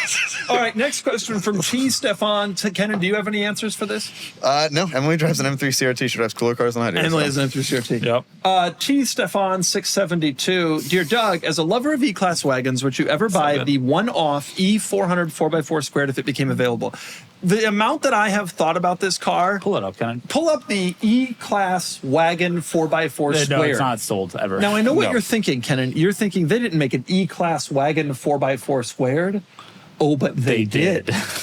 They did Or as at a least photos concept. exist. It was a concept. I Oh. think Johnny Lieberman drove it or something. Oh, That picture. So If- jealous of I'm Johnny dead Lieberman. serious. I'm not. Look at this picture. That's the car we have. I'm dead serious. If I could buy Inspired. this car, I would pay deep money for it. I'm like real hundreds of thousands of dollars to have this car. It'd be so cool. It It's like is- a square G-Wagon without the issues. It's so cool. They made one. I don't know why. I think when this body of E-Class wagon came out to add a little height. Yeah, it's just like your all-terrain. I think it's This the is coolest thing in the really world. cool. I think very often about how I want this Yep. car. Like very often It'd about be so how I cool. want this car. And they never actually brought it to market, which I think was a mistake. I think it would have sold. Imagine the engineering necessary to make it. Well, you made one, make 80. Come on. I love they let their engineers do stuff like this, though. That's very cool. It is You could so- do this. Yeah. could be no, done. I mean, You could. I would have a conversation. If there's an off-road shop out there that really believes we can get this done, Oh, screw that. I would have a conversation. Take it to Phil Chung. Have him spend a weekend with it. He'll H- There's not an off-road shop up there. Can I make a suggestion? So body-on-frame vehicles. It's a body on top of a frame. Your Sequoia is a body-on-frame vehicle. Yeah, Is it not? yeah. Put a different body on it. I don't think the E400 is a different is a body-on-frame vehicle. Well, no, but I'm saying you don't like the image of the Sequoia, but you like the capability of the Sequoia. Just put a different body on it. That's there are what, shops back that in the would do 20s, it. There in are the hot shops rod that would do days, it. That's what people did. I would have some concerns about crash rigidity, but It's doable. These days, I don't think that with the electronics and sizing and such, I don't think that exists as much. Although with the electric vehicle skateboard chassis, it may. I'm telling you, if anyone's listening to this pod from Mercedes-Benz, MB USA, MB Global, if you can sell me this car, and I know you can't, because I think it's too. Why did they do this? I think it's too new to advertise import. the thing. Yeah, Dude, but this is so much cooler than what they actually built. I know, but look not at always that. true. Look at that. I would use it. I would drive it. I'd put it on Instagram. This is sitting in a garage somewhere in Stuttgart. Exactly. It's in an underground garage. It's in an underground garage in Stuttgart, and nobody's thought about it in 2.5 years. And I'm sitting here every day wanting it. Well, So like, how does that work? We have to preserve our heritage. Do I want a 213 wagon now? Yeah, you do. They're the best Yeah, I cars mean, ever made. Yeah. Filippo, yes, you do. We've talked about this many times.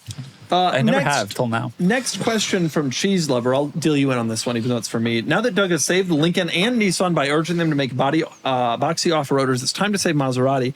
I don't think making the Levante boxier will help. They don't have any off-road credentials, and pivoting is expensive. Should they put a new ultra-exclusive Halo car out? If the McPura had a stick, would it sell? Good questions. Here's how you say Maserati. Number one, you create an off-road SUV. I agree with them that Imagine a Levante like off-road. Like, I don't It think wouldn't be a would Levante. sell. I think any off-road SUV done well would sell. Any, from any brand. I just don't think they have any. Nobody has interest in. exactly. People have They need interest to in a gain. Maserati. And if they could get a Raptor that was a Maserati, have you It been would- to Miami? Oh. Have you been to Texas? People, And if it sounded dude, it good would- as the Trofeo ones do. I'd be into that. To you be got to honest do with you. that. So that's what I would do first and foremost. I'd make it boxy. I wouldn't just lift a Levante. I would make a good car. This already I don't know how you make it- were impossible for Maserati. I don't know how you make a good-looking Maserati styled car. Like the styling languages don't fit. You go back. You to, ditch the styling language. It doesn't work. They build trash that no one wants. Start there. You go Number back two, to the bi-turbo for styling. Yeah. Yeah. Or the Shamal, Heyday, like really. with the wide fenders. Yeah. Number two thing you do, and this is what you really do, you have to get enthusiasts back to the brand. The only way to do it is with a real enthusiast car. Yes, you do a manual transmission, mid-engine, good car. Not a depreciation disaster like the McPura, not a car that only sells to people in Florida who are not sophisticated car enthusiasts. A real car. Manual transmission, real car. You got a manual real car for the car enthusiasts. You got a boxy SUV for the like crazy people. Suddenly you're in business. Now you can sell Shamals to whoever you want. Boom. Can I make Solved a it. different? Give a different answer.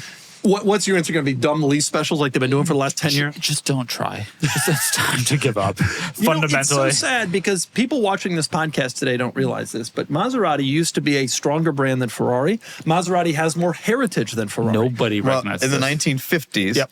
until they went under in the 1960s Which for the first usually time. It's a sign of what when a company fails. No, That's success, my point is that there was a time when this brand, There was a time when the throughout Maserati- 30s, 40s, 50s, they were more legit than Ferrari. Their history goes back longer. They have more race success in that period, than Ferrari does. But Ferrari did it better Yeah, well, that's true. in the end. But my And point that's- is, you don't give up on a storied brand. Yeah. Well, That would be like giving up on Sears or Kmart or Saab. Oh, well. or Pier 1 Imports. What you do is you, R.I.P. Pier 1. you Bravo. massage a storied brand. Yeah. I would like to see Maserati be successful. I I don't, have unlike you, I don't, no you emotions just in hate this. nice things. So, like, for you just kind of want the brand to disappear. But You know I what else agree with do? you. You know what else you do? You win Le Mans. And Ferrari has currently been winning Le Mans, so maybe, well, actually, all those engineers went to the Formula One team, which they'll lose the championship this year, I'm sure. But, but I think that You you're know right. Ferrari's won Le Mans the last 2 years. You know that we Three. made it so far into the Three, F1 season right? without talking about F1. Yeah, but Well, how's but yeah, Cadillac because doing? we've been that. on Hey, because we we've been on broke break that. all month. Hey, because there's been a month You because haven't given me updates on Cadillac, my team, my guys, I'll give- America. I'll give Although you an there's a update. Mexican involved. What's the story? great Mexican driver. Well, we've been on break for the last month because Who's there was supposed we? to be Us or the F1? sport because there were two races supposed to be in the Middle East and things aren't so great right there right now. You know so they what? decided to cancel the races. We haven't had F1 all April. You know what doesn't go on break is tennis. Yannick Sinner's out there playing tennis right now. And what's the Mexican fellow driving my Blackwing doing? I don't know what anybody is doing right now. I don't know what anybody's doing right now, to be honest with So you. there's just nothing happening? Nothing has happened. Do The you first race think- is this upcoming weekend. Where? We're back. I think it's Miami this weekend, I Do believe. you So- think, and this is a real question, do you think that during the the break that's happening because of the Middle East situation, do you think that Cadillac has taken that time to retool and they will now be a competitive team? They actually came out with a big SUV. It's off-roader. They've just did it on the Escalade platform. Right. They just decided tracks. We don't need no tracks. We're going to just go. No, I mean, it's a hard start to the season for Cadillac. Not surprisingly, because they're a new team. There's a lot to learn. Formula One is not easy, and so it hasn't been the smoothest of starts for Cadillac. But I don't remember where they are. I don't think they've scored any points yet, but I might be wrong on that. But still, I'll keep you posted as the season evolves. Tell me when Cadillac wins their first race. Okay, well, let's talk to you in a couple of years. It's actually interesting because F1's been taking a break, but I drove here today in my Carrera GT. Oh, so wow! In a way, thankfully F1, somebody's driving an F1 car. That's exactly right. F1 is not taking a break in San Diego. Not an F1 derived engine. Well, I didn't even say he said F1 car, and I agree with him. Well, at the San Diego Auto Museum right now, there's a footwork Formula One car with the Porsche engine in it. You can go look at a real Porsche Formula One engine, and it's not that one. Last question, because I got to move on. I got to go. I have things to do, people. Last question from Who the Hecht. Dear Doug, you and several of your pod friends have kids. Filippo also is my child. Yep. What vehicles will you encourage your children to get for their first cars when they reach driving age, and why? I got a fella down my block there. Everybody, I can imagine. Sure, my whole community, houses. Everything that exists in my world now is just in my neighborhood. I got a fella on my block there. He's a fella, and he's got a kid. And she just turned 16 there. And you know what he got her? It was a great idea. Base model ID4. It's slow. That is not a bad idea. It's free. Yep. When he did it, I mean, I think but this was a year ago. It was probably $89 a month. Unfortunately, she's going to crash because she's distracted trying to lower the rear windows.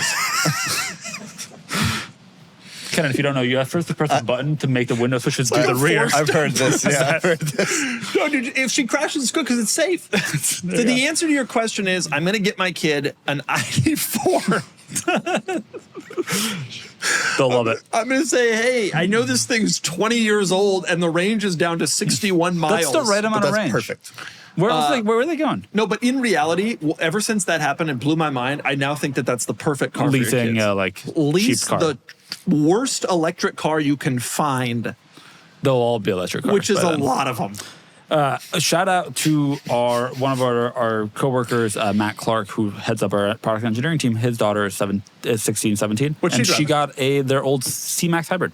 That's the same thing. That's kind of the same thing. The same thing. It's fundamentally the same thing. What would you lease? I would absolutely not buy. Okay, what would you lease? No, I Steal? You wouldn't buy. Obviously. How would you procure the car then? No, I meant I wouldn't buy something new. But it's because I don't do that for myself. But don't you? But I agree with that. But what does it cost to lease an ID4 for the 3 years that she goes from driving to college? For the 3 years total, $3,000, 4 maybe. Yeah, no, you're not wrong. You're not wrong. I don't know. It depends. Some lightly used practical automobile. You know what I'm manual, hearing? Even better. A GTI. ID4. I don't know. It depends on the child. It really depends on the child. I'm also only interested in the ID4. I don't have any interest in the other stuff because the ID4 has been put in my head by this fellow who lives down the street. And so smart. Because the other stuff seems too sporty. Right. The ID4 came out and kind of turned its nose Especially up the ID4 sporty. Pro, which is the base trim is. It's good stuff. Yeah. So you got some sort of Something. lately used. It depends on the child. What do you have to be worried about with this child? Say your child is Kennan. Well, then all you have to worry is I'm going to spend too long listening to Beethoven symphonies before I go to bed. I think you got to get a child like Kennan, something that will fuel his passion, like an E46, if it was up there. And now that would be like a... No, that's exactly what happened. No, I know. I think that was the right call. It fueled your passion, got you into it. It would be... The equivalent now is what? That's an interesting point. I never thought about the F10 passion 535 fuel. i6 speed. That would be like the car that would be the Oh my equivalent. God, you're going to get your E90. Kennan N54? I'm going to give him get an M5. Screw it. That's what Ryan did. I'm so sorry. Don't do that. No. Don't get an N54 for anybody you love. M54. M as in Mark, yes. Yeah, but the N54 is the one in the 535, isn't it? That's the N55, I think. They're both bad. Remember that video? You know what? But you need unreliability. Do you remember that you don't. YouTube They gotta short get to dash school. cam video of that E82 1 series and the guy, it breaks down and the guy's like crashing out on the side of the highway in Texas? No. Oh, it's unreal. It's like an E82 that is breaking down or has just broken down and the dude is out like screaming and kicking the car. And it's like, yep. Okay, that's the. So it's an interesting point. I will say, like, my first car was the 2001 E39 525 i5 Speed, which was the thing about that car. Like, it was a nice car. And my friend Brian's first car was an E39 M5. What year were you born? I was born in 1995. So the car was 6 years old when you got the car. When I was born. You were 6. So the question is, I was 6 when the car came out. So if the person, if you had a child today, you'd be getting the car in like 2020. It's 2026 now. So it would be the car would have been. Well, no, The if car you had was the 5 child years today, older. Oh, if you had the newer car- than you. it So would be it'd like 6 years okay. from now. A that you'd be 2031. getting such- I wonder if anything like an E39 will even A exist. in Nissan 6 Leaf years. seems like a good choice too. No, You know- Leaf's too small. But my point with this was we were all actually ended up, a lot of people were like, oh, you don't want to get your kids a nice car and stuff. But because of who we were as Right. people, Right. we were so careful it with the depends. cars. Right. And actually, Ryan built a whole business out of it. Yeah. And I'm here in part because my M5 Yeah. broke down. And That's a good point. It depends What on the if- child. What it if depends on the Ken child. and Nancy had instead gotten for you an ID4? He would have rebelled and started to do drugs. Drugs. Drugs. Folks, I take back my advice in the ID4. I'm going to go march down the street and tell my neighbor The real that he needs answer- to buy his daughter an E39. The real an answer, of course, E39 is M5. It's the answer for everyone. bicycles exist. Bicycles exist. Yep, it'll be popular in high Thank school. you so much, Filippo. That's lovely. And buses, public transit, very pro public transit. Filippo, can I tell you something? Very I'm not If you trying to live in be a jerk. rural Texas, We don't. I'm not trying to be a jerk. people do. You live Yes. in sunny San Diego, in the city, urban life, warm. I live in Anchorage. And not little even dependent Anchorage, I on live in where you live. Wasilla. Okay? Oh wow. I can't take a bicycle. You hanging out with the Palins? I don't know what that is. Oh, those people. She was a part of that. Sarah Palin and Ben Wexler lived in Wasilla, right? Well, With her I don't know. husband? I just go on Kids? Zillow there. The Listen, grandkids? this was our best podcast of all time. Without Buy doubt. your kids an ID4. You got any parting advice? Don't do that. Go to Cars and Maybe. Bids. Yeah, go to carsandbids.com. There's Check an out app. our event. Come submit your car for the Tie Rack event and also get tickets for the Velocity Invitational event. in There's an Sonoma. app. There's a version for Android coming. The It'll be version here is at the coming. same time Filippo will sell the GTI, so we're still Probably waiting on actually that. about Mentally, accurate. we Mentally, already it's already have here. an Android app. Yeah. Goodbye, everyone. Goodbye.